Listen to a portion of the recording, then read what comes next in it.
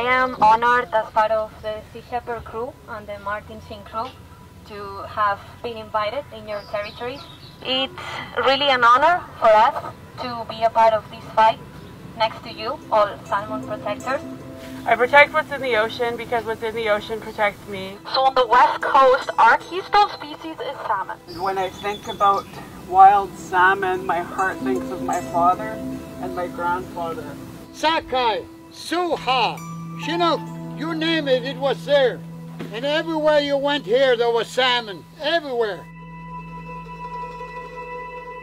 This place right here, right where we're sitting, all the way up the inlet, used to have sockeye jumping everywhere, all along the water here. Because these farms have been over here for about 30 years, we don't see that fish jumping here anymore. And I'm here because of that. There were 6 of us from Tla-o-qui-aht that boarded the creative salmon farms, which is in Ḻaʔuukʷiʔatḥ territory. So we needed to see what was going on in the waters, and we had the support of our lla-aʔuukʷiʔatḥ, which is the head chief of Tla-o-qui-aht Nation. We decided to board the farms with the support of the Sea Shepherd. This goes against our culture's teachings of respect for salmon. Salmon are meant to be born in the river. In our language, a salmon farm is called a lla-aʔuukʷiʔatḥ, and it means an underwater prison.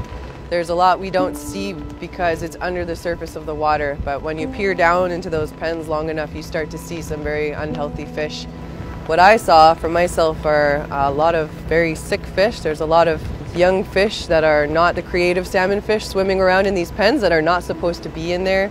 Fish with big lesions on their skin. There's open wounds, and I saw some salmon with completely crooked spines. I saw a salmon with no tail. This is not the way that a salmon is meant to live.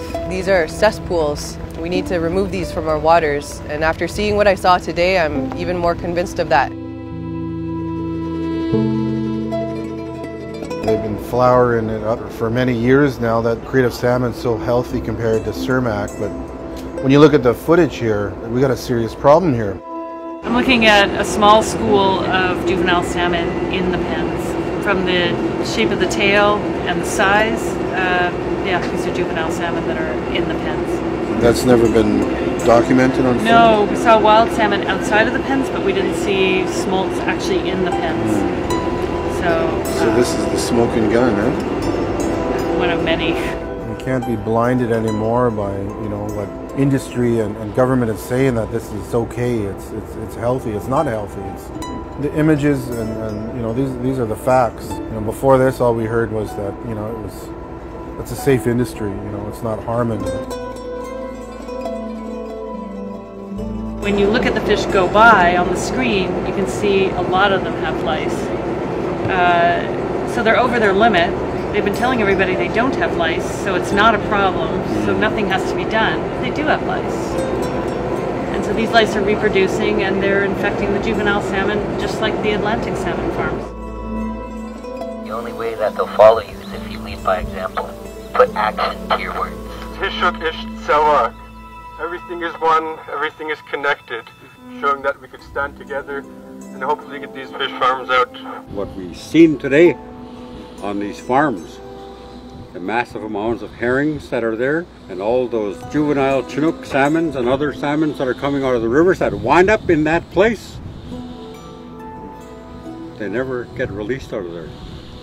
But 30 years of operations like that, what we saw today, it's no wonder there are no more wild salmon coming up in their numbers that the way they did. I know for the future, for our future generations, that we're going to be in a better place because of these actions.